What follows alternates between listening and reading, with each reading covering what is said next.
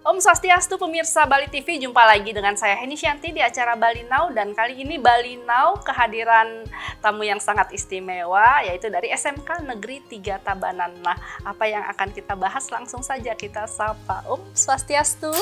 Om Swastiastu. Inge Bapak, adik penapi gatren ki. Kabarnya baik, Bu. Cek, aduh, kita kali ini mau membahas tentang permesinan. Betul.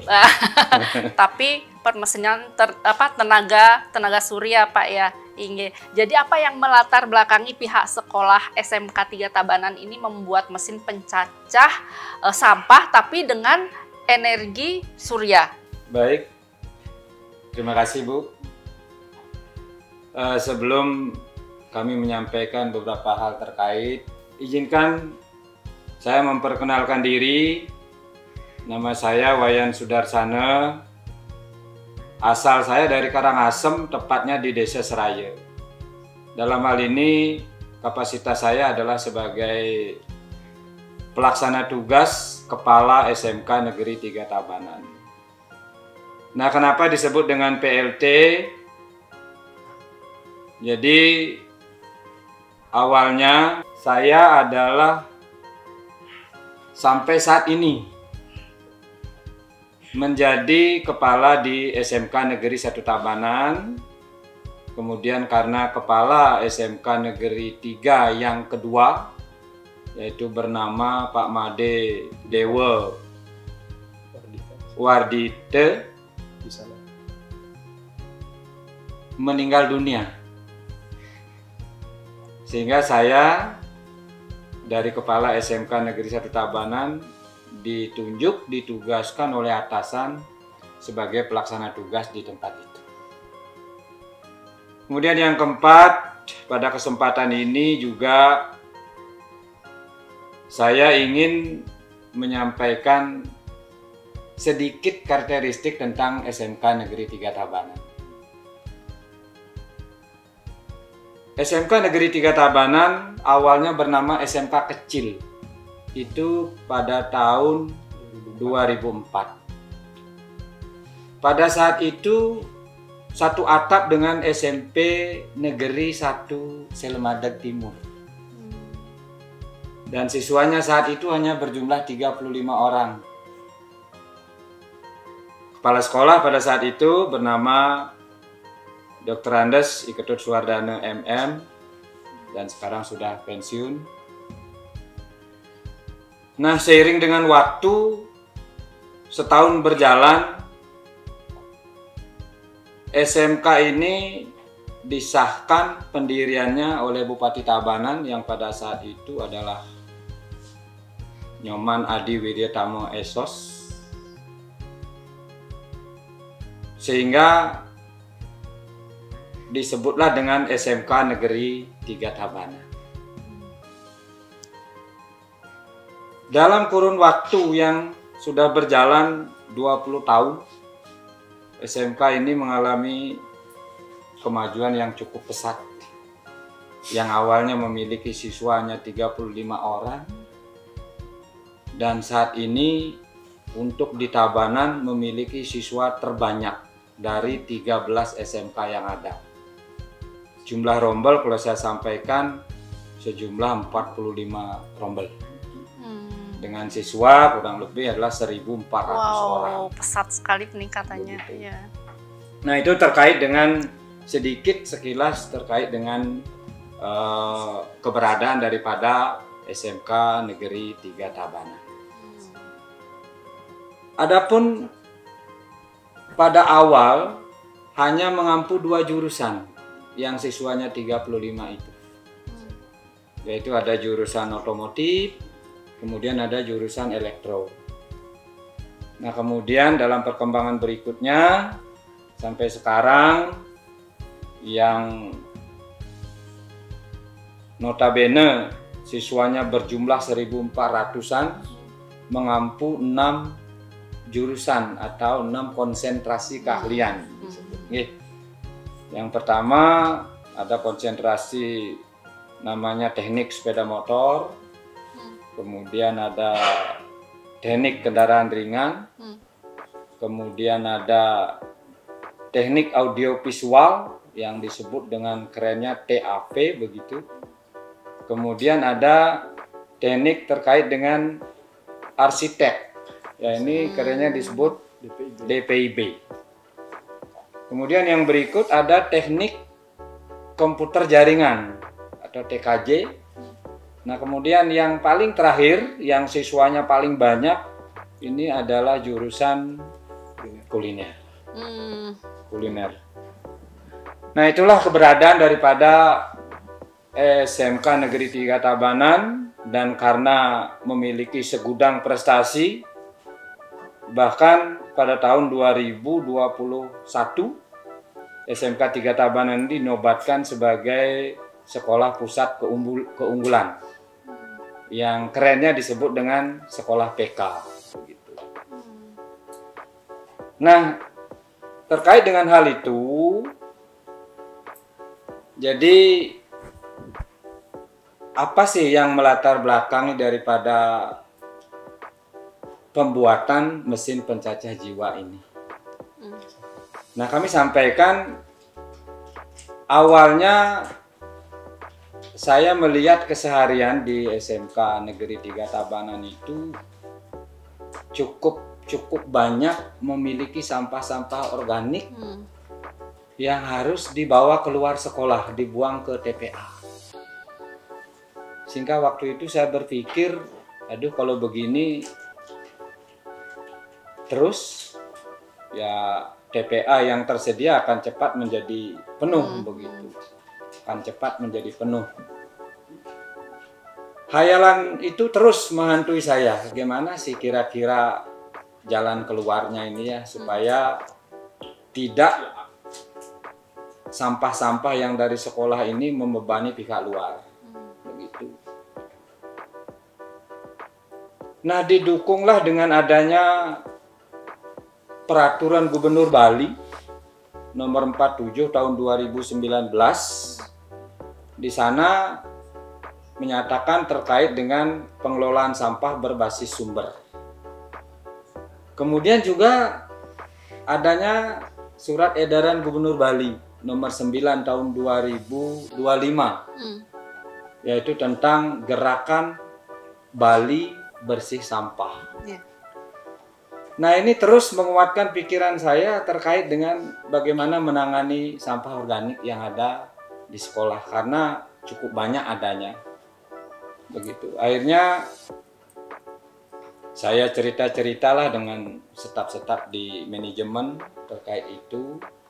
Muncullah ide dari salah satu guru yang ada di TAP, Teknik Audiovisual, memunculkan ide bagaimana caranya agar sampah ini tidak banyak, yang banyak ini menjadi sedikit begitu. Ya, pikirannya adalah salah satunya adalah dengan melakukan pencacahan. Dengan melakukan pencacahan, nah karena muncul ide seperti itu, saya beri dukungan, beri dorongan, bisa enggak membuat semacam pencacah sampah. Nah, kalau di berbagai tempat di toko-toko kan banyak ada pencacah sampah.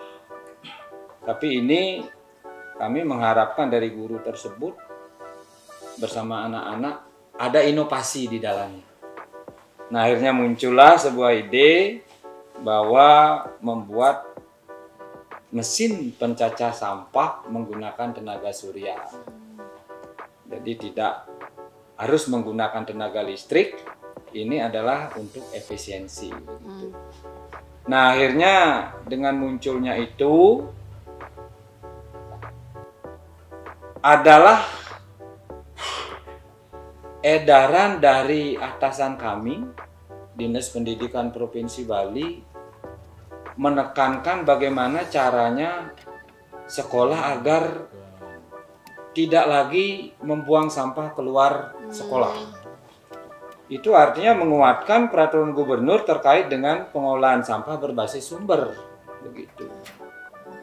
Di sana juga disampaikan oleh pihak atasan agar tiap-tiap sekolah membuat yang namanya tebel modern. itu yang sedang keren sekarang. Minimal dalam satu sekolah itu memiliki 2 tebo modern. Nah dari arahan-arahan itu saat ini kami sudah membuat itu sebanyak 2 buah dengan kedalaman itu karena 1 meter itu diisi dengan bis, kemudian lagi 1,5 meter ke bawah itu tanpa bis. Nah nanti tebo daripada modern itu akan diisi dengan sampah yang sudah tercacah, sampah organik yang sudah tercacah, sehingga volume yang ditampung oleh tebo itu akan semakin banyak dibandingkan dengan sampah yang utuh tanpa dicacah begitu. Nah inilah kelebihan kami nanti memiliki mesin pencacah ini, sehingga sampah yang sudah dicacah dengan mesin itu ditaruh dalam tebo itu akan menjadi cepat terurai nanti untuk menjadi kompos. Nah itulah sebagai latar belakang sehingga terciptanya mesin ini. Nah mungkin yang menjadi pertanyaan, kenapa sih memakai tenaga surya? Nah itu nanti secara teknis akan dijelaskan oleh guru kami yang tentu membidangi tentang ini. Iya. Berarti bisa dijelaskan nih bagaimana proses awal hingga jadi mesin pencacah tadi. Oke. Jadi menyambung seperti apa yang disampaikan oleh Bapak Kepala Sekolah tadi, selain kita harus selalu inline dengan program pemerintah, kita juga dituntut, tadi kan ada label sekolah pusat keunggulan. Kita dapat challenge dari masyarakat, berani menyandang label sebagai SMK pusat keunggulannya apa, nilai jual, nilai unik yang dimiliki itu apa. Nah, makanya kami dengan challenge yang diberikan oleh pimpinan kami, terutama di sektor sampah itu, kita pertama tentunya melakukan survei kecil-kecilan dulu ya, artinya melakukan analisis kebutuhan spesifikasi, kira-kira yang seperti apa sih spesifikasi yang nanti mesin pencacah sampah yang akan kita rancang, kita buat, kita wujudkan. Kemudian dari situ setelah spesifikasi yang kita mau rancang itu kita dapatkan dari berbagai sumber, tentu kita melakukan semacam riset kecil-kecilan seperti itu, sehingga kita memperoleh data, spesifikasi yang diperlukan seperti ini. Nah, yang selanjutnya kita membuat rancangan kasar dulu. Kira-kira nanti pencacahnya seperti ini mesinnya, dudukannya seperti apa. Tentu kita mempertimbangkan unsur ergonomi. Jadi postur orang Indonesia, orang Bali khususnya kita yang pakai itu seberapa sih tingginya? Nanti tingginya sekian. Nah setelah itu terlaksana, barulah kita melakukan pemotongan bahan. Nanti sesuai dengan rancangan awal yang kita buat, kita potong-potong. Kemudian berdasarkan rancangan kasar tadi, kita coba rakit bentuk awal dulu. Kan tentunya dalam sebuah riset dan pengembangan pasti ada trial error ya. Jadi tidak langsung fix berfungsi fungsional seperti sempurna gitu. Nah, kemudian kita coba membuat rangkanya dulu, membuat selubungnya, membuat pisau potongnya. Kemudian setelah pisau potongnya jadi, baru kita menghitung. Kira-kira kalau pisau potongnya sekian dengan kapasitas sampahnya sekian, berapa sih motor penggerak yang diperlukan. Nah itu tentunya tidak bisa dengan manual ya, harus menggunakan motor listrik. Nah yang menjadi PR kami kemudian, kita kebetulan kita disupport sama ini Pak Kepala Sekolah ya, disupport sama tokoh-tokoh masyarakat. Coba buat mesin pencacah sampah yang mengusung teknologi energi terbarukan. Nah seperti itu. Wah kita mikir lagi nih, berarti energi yang paling murah kayaknya ya, ketersediaannya melimpah ya, energi surya tentunya. Nah itulah yang menyambung tadi apa yang disampaikan oleh Pak Kepala Sekolah. Energi terbarukannya itu kita pilih energi surya. Nah barulah kami di sini kan kita punya SDM di berbagai jurusan yang kita punya spesialisasi yang berbeda-beda. Ada otomotif yang jago ngelas, jago ngecat, jago gambar. Kemudian yang kelistrikan dan sebagainya, wiring-wiringnya itu teman-teman dari elektro. Nah, dengan kerjasama lintas jurusan inilah kita muncul format finalnya. Jadi mesin pencacah secara mekanisnya dirancang atau digarap oleh teman-teman otomotif, orang-orang mekanik di situ. Untuk wiringnya, untuk tenaga surya itu digarap oleh teman-teman di jurusan elektronika karena mereka lebih pakar. Nah, di situ kemudian kami diberi tantangan. Ini kira-kira untuk operasionalnya bisa nggak dimobilisasi, artinya dipindah-pindah gitu. Jadi tentu kita mempertimbangkan desain yang kompak, nggak besar yang notabene nanti ketika masyarakat ingin sebuah bentuk mesin pencacah sampah yang portable bisa dibawa kemana-mana, artinya mesinnya mendekati sampahnya, bukan sampahnya yang dibawa ke mesinnya seperti itu. Nah, sehingga dari beberapa kali kita melakukan revisi,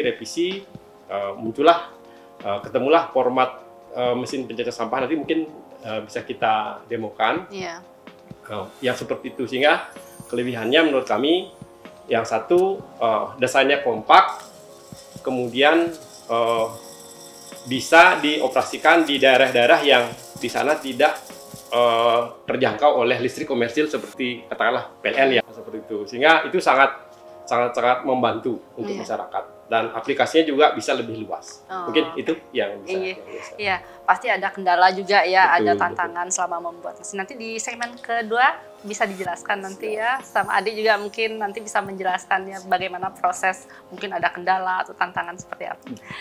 Baik pemirsa, kami akan kembali usai jeda, jangan kemana-mana, tetap di Bali Now. Terima kasih pemirsa Bali TV, masih bersama Bali Now dan masih bersama SMK 3 Tabanan, yaitu Adik Cahya, kemudian Bapak Kepala Sekolah dan Bapak Pembina. Luar biasa sudah menciptakan mesin pencacah pencacah sampah tapi tenaga surya. Nah, sekarang Mbak Hen mau tanya ke Adik Cahya ya.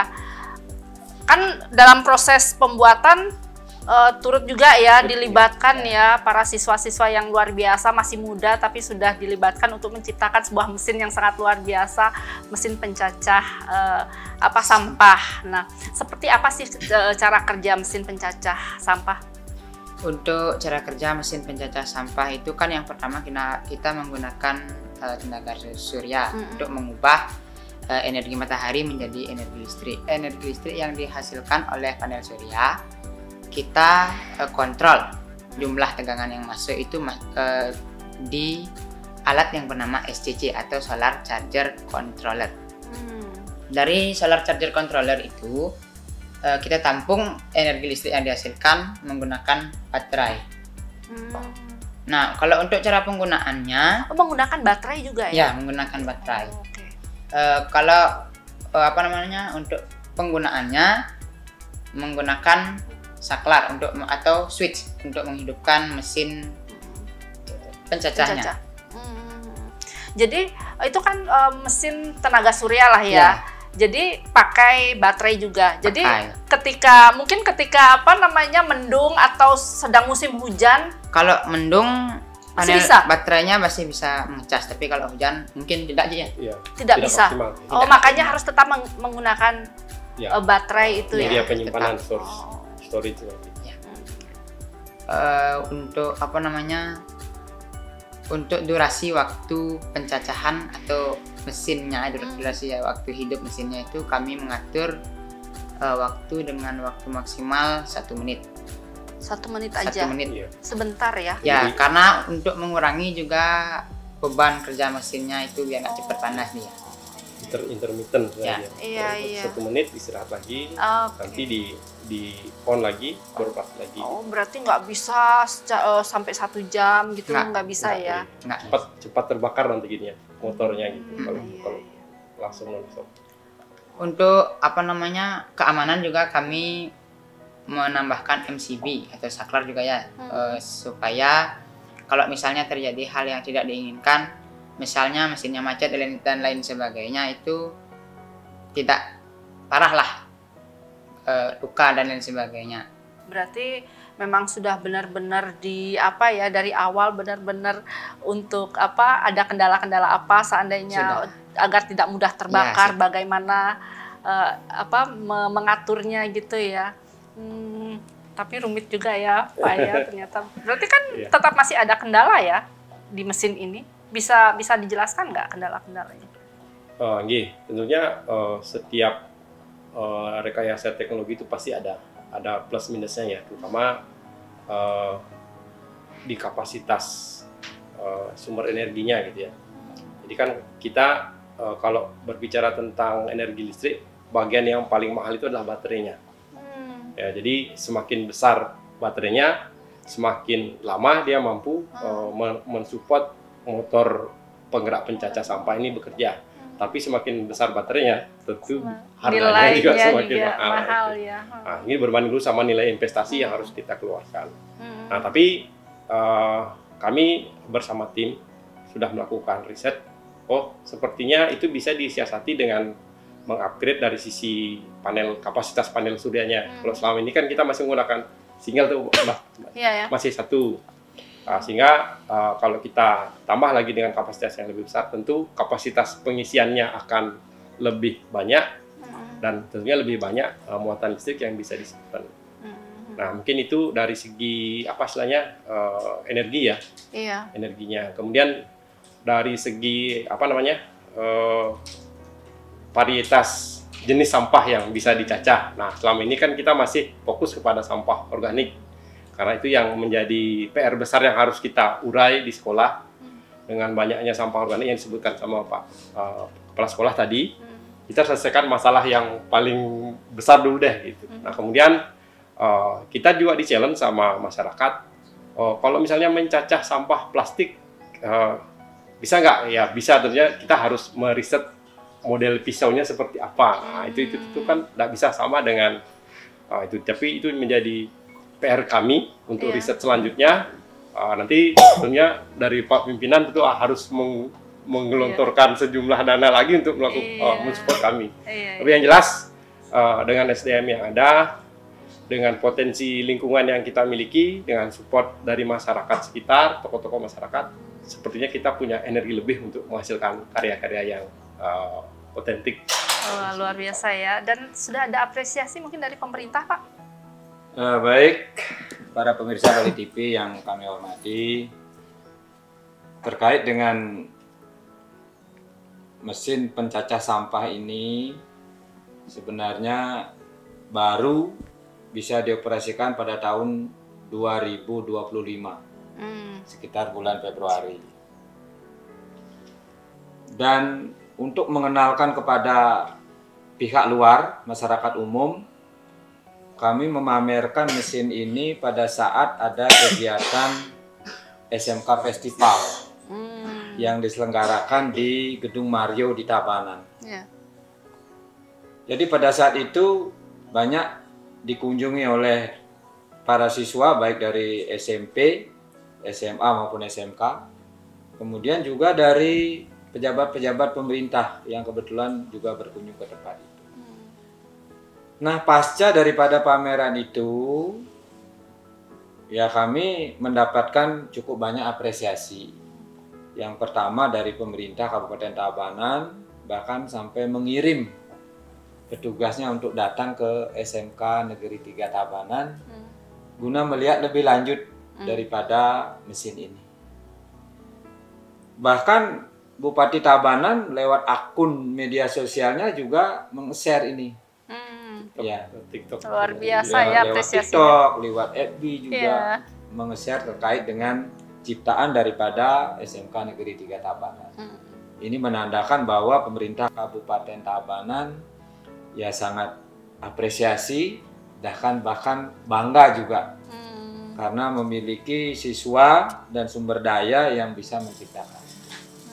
Kemudian yang kedua, kami dari atasan, terutama dari Disdik Provinsi Bali, Pak Kabid Bidang SMK, ya nelpon kami sendiri sebagai kepala sekolah. Artinya meminta daripada guru-guru yang memang ditugaskan oleh kepala sekolah untuk membina daripada pembuatan mesin ini. Nah itu juga bentuk apresiasi buat kami. Iya. Oke. Kemudian terakhir, kalau tidak salah baru 3 hari yang lalu, saya juga mendapat telepon dari pejabat di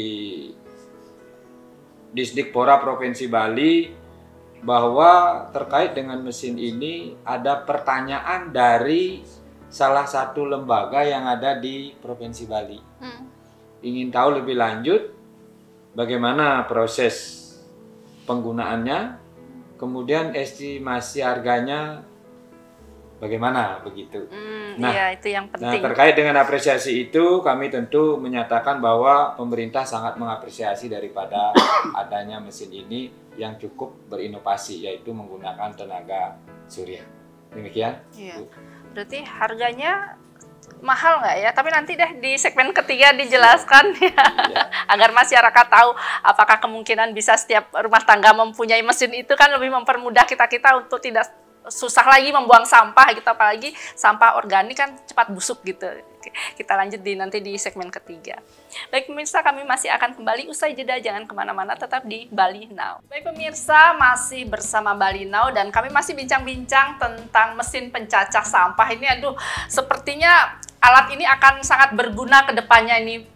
Mungkin untuk para ibu-ibu rumah tangga yang biasanya masak, bingung ini sampah yang cepat busuk ini dibuang kemana, kalaupun sampai sehari aja kan cepat busuk. Nah dengan adanya mesin ini mungkin luar biasa, ini berita yang bagus nih buat ibu-ibu rumah tangga nih yang suka masak. Nah ini sekarang ngomongin masalah harga deh, kita kan pengen tahu, mungkin masyarakat di luar sana pengen tahu berapa sih harga mesin pencacah sampah ini? Sebelum berbicara ke harga ya, tentu kurang bijak kalau kita tidak melihat dari perspektif lain. Di luar sana kan banyak mesin pencacah sampah yang menggunakan motor penggerak berbahan bakar fosil ya, menggunakan mesin lah seperti itu. Tentu biaya operasional yang timbul itu kan setiap hari, setiap kali mengoperasikan pasti keluar bensin lah seperti itu ya, untuk beli bensin dan sebagainya. Kemudian perawatan oli dan sebagainya, mesinnya itu kan perlu cost juga. Nah, memang kalau dilihat dari investasi awal untuk mengadakan atau membeli sebuah mesin pencacah sampah hasil karya kami ini, nilainya memang lumayan. Tapi kalau kita berhitung dengan pemikiran invest jangka panjang, sekali invest agak besar di awal, tapi kita free energy, karena tidak bayar listrik, tidak perlu beli bensin lagi, tidak ada perawatan ganti oli dan sebagainya kalau pakai mesin yang menggunakan motor penggerak berbahan bakar fosil ya, seperti itu. Nah, mengenai harga itu kemarin karena kami sifatnya masih R&D ya, jadi tentu semua biaya yang muncul termasuk biaya-biaya kami melakukan trial and error juga kan kami hitung. Nah, itu kemarin kita berapa? Habis berapa? Kita inventaris kurang lebih 15 juta. Hampir 15-an. Itu sudah biaya segala macam ya, dari gitu. Awal sampai akhir. Ya, jadi user itu sudah ready to use lah istilahnya. Jadinya kita juga support secara perawatan, kemudian pengoperasiannya dari anak-anak didik kami juga, kami sudah latih untuk itu, karena bagaimanapun berani kita menjual sebuah produk, tentu kita harus memikirkan layanan purna jualnya. Jadi jangan sampai kita jual terputus, kalau setelah dibeli ya sudah, itu urusannya pembeli, seperti itu. Jadi kita tetap backup dari segi maintenance, dari segi servis berkala juga kita latihan. Mantau ya, tetap. Jadi membayar segitu itu sudah full paket, artinya servisnya itu, artinya kita selalu melakukan komunikasi dengan konsumen kita, seperti itu. Itu komitmen yang kita akan bangun ke depan. Ya, mungkin kedepannya ada inovasi-inovasi yang akan dikembangkan oleh SMK 3 Tabanan? Itu mungkin ya challenge kita kemarin. Apa itu? Nggak cuman organik saja, kan di luar sana kan ada sampah-sampah plastik tuh yang bisa didaur ulang atau dicacah sehingga bisa menjadi bahan baku yang memiliki nilai ekonomi recycle lagi sih gitu. Apa sih sekarang ekonomi sirkular ya, seperti itu. Jadi sampah plastik itu akan lebih mudah digunakan kembali, di reduce kalau dicacah atau dipecah lagi. Nah, terus terang itu sebuah tantangan juga buat kami, dan tentunya tentu kami harus melakukan riset pisau seperti apa sih yang akan bisa digunakan. Pasti beda ya? Pasti beda, Mbak. Beda dengan kalau organik kan seperti agar-agar tuh gitu, jadi lebih gini ya. Lebih mudah dicacah. Nah, tapi kalau yang plastik tentu konturnya, konstruksinya juga pasti akan beda. Pisaunya pasti harus lebih kuat ya. Kemudian daya motornya juga tentu akan beda. Iya. Karena bebannya pasti akan beda antara sampah organik yang tidak terlalu sulit ya untuk dicacah dengan sampah-sampah yang memang perlu effort lebih lah. Iya, tentu. Iya. Kalau Adik Cahya udah siap nggak dengan inovasi-inovasi ke depannya? Sudah. Oh, sudah siap. Wah, semangat ya. Oke, karena itu kan tidak mudah ya membuat mesin-mesin, apalagi kita akan mengembangkan dengan inovasi-inovasi baru.